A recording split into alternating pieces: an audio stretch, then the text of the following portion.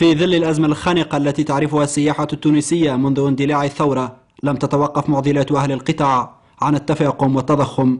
آخر شكل لمعاناة هذا القطاع تتمثل في قطع التيار الكهربائي على عدد من النزل، فيجد السياح أنفسهم محرومين من الإنارة، يقضون لياليهم على ضوء الشموع.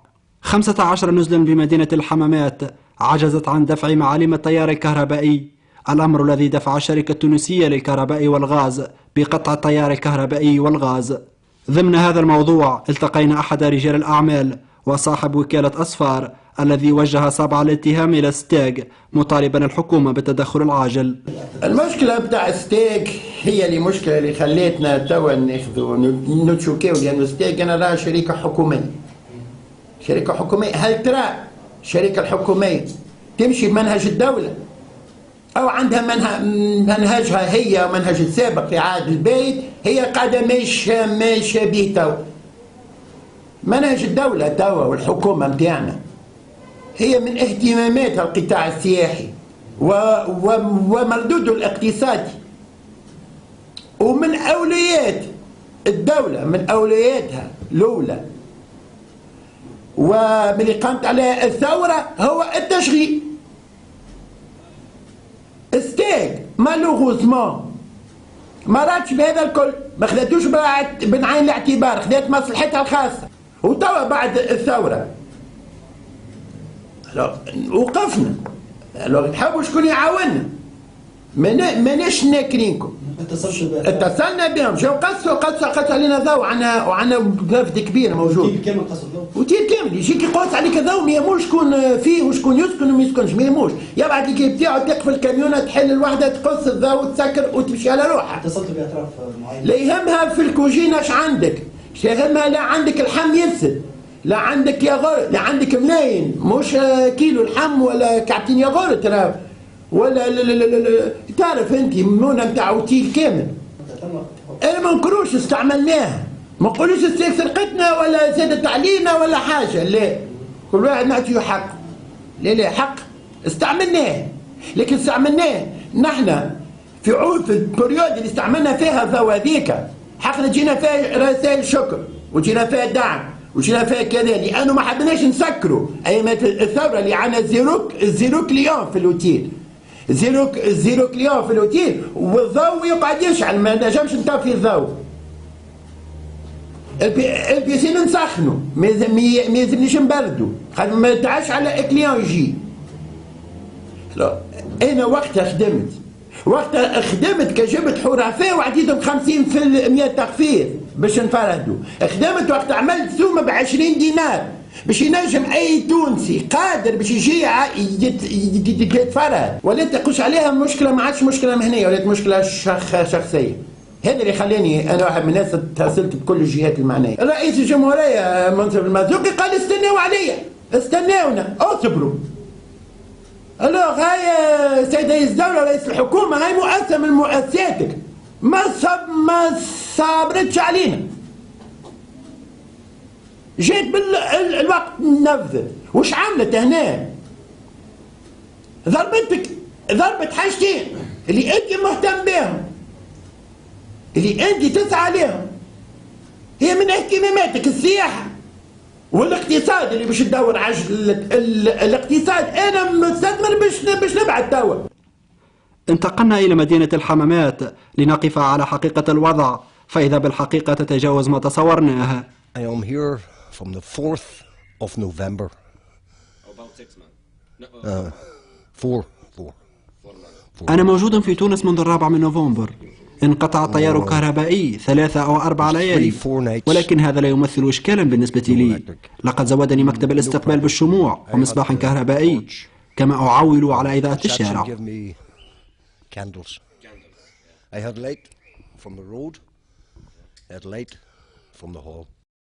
جراء هذا القطع العشوائي للتيار الكهربائي تعطبت المعدات وتعرض بعضها للحرق حسب ما يقوله المسؤولون. هذه بلازما محروقة، هذاك هو سينما محروق اللي بجنبها من هنا، تنجم تصورها.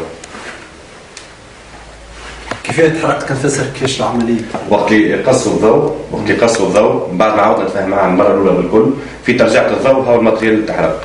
حتى بالقصه تضروا زاد باش كامل نوريك زاد الريسبتور والكيس اللي تضروا من هنا. اللي قصه مضوط قصه ضوء على الوتيل ماهيش ساهل، فيه ماتريال وفيه دي شومبر فرواد وفيه بيروات وفيه اورديناتورات. تفضل.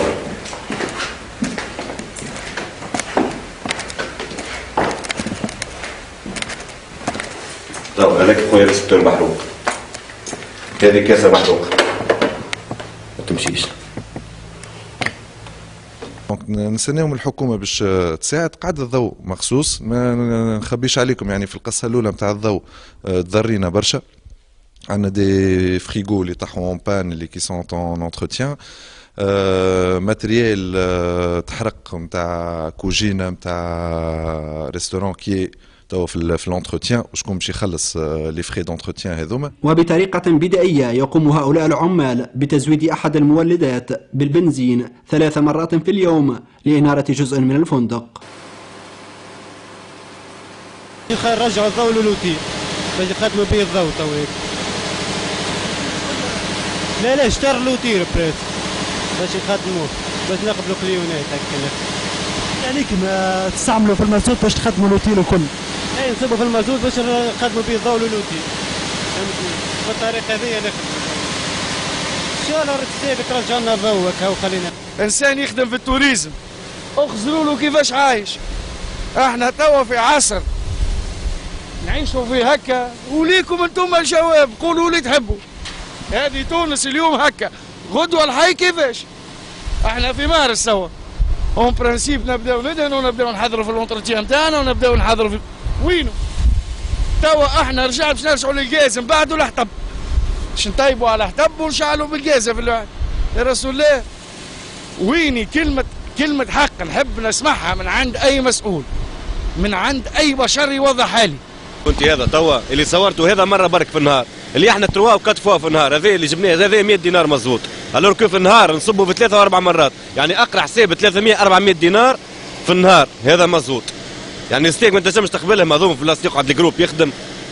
هاي الفاتورة هذه نتاع توا، هذه نتاع اللي كنت تصوروا فيه توا.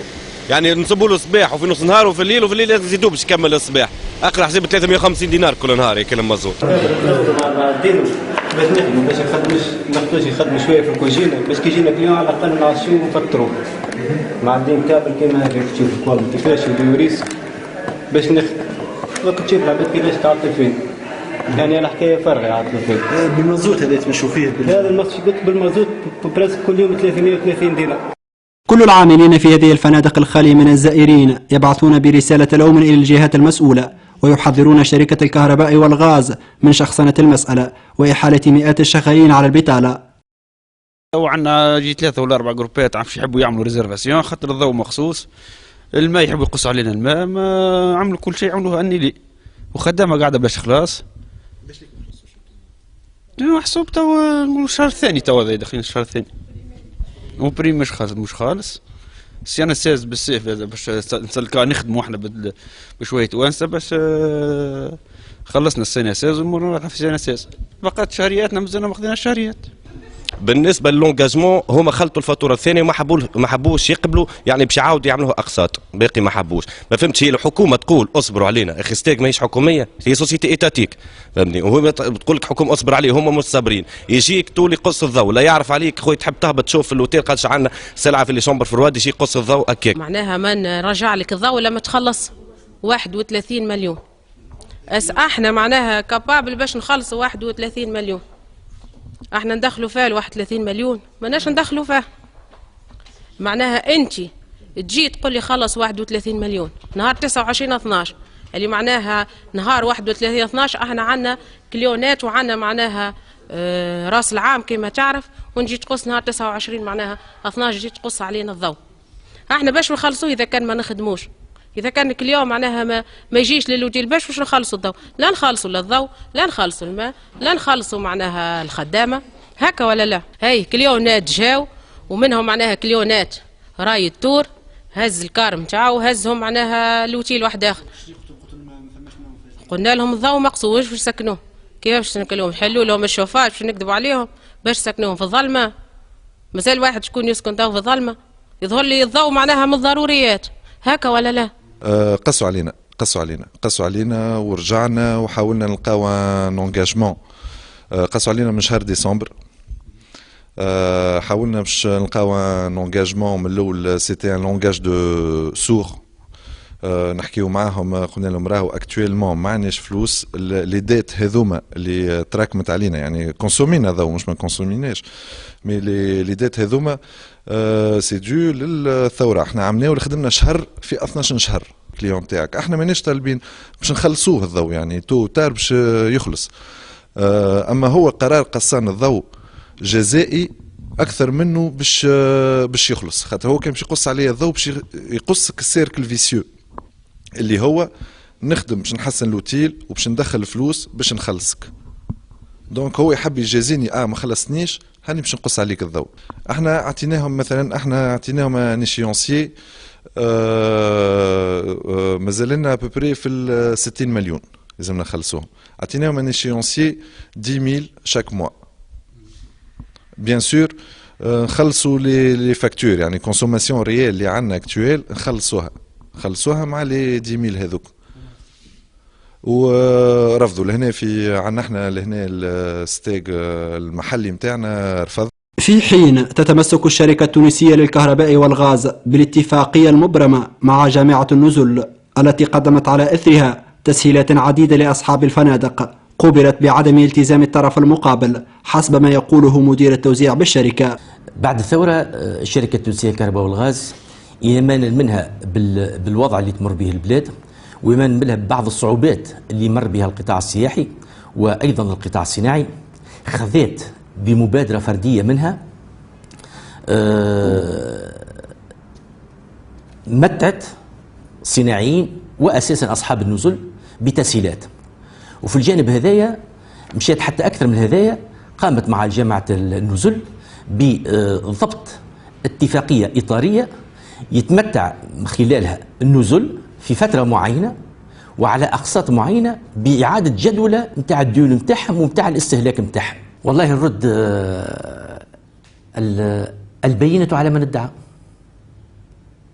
واضح. اليوم تحب ناخذوا على 129 اوتيل نجم ندخلوهم اوتيل، واذا واحد عنده ديزامبي عنده ديون ما خصنا عليه شهاده ضوء، اذا ما عندوش التزام او معناها جدوله، والله يتفضل نتحاسب عليه. لانه مره اخرى نلقاو سواء تلكؤ من البعض، سواء نلقاو انه بعض الصكوك ترجع غير مستخلصه.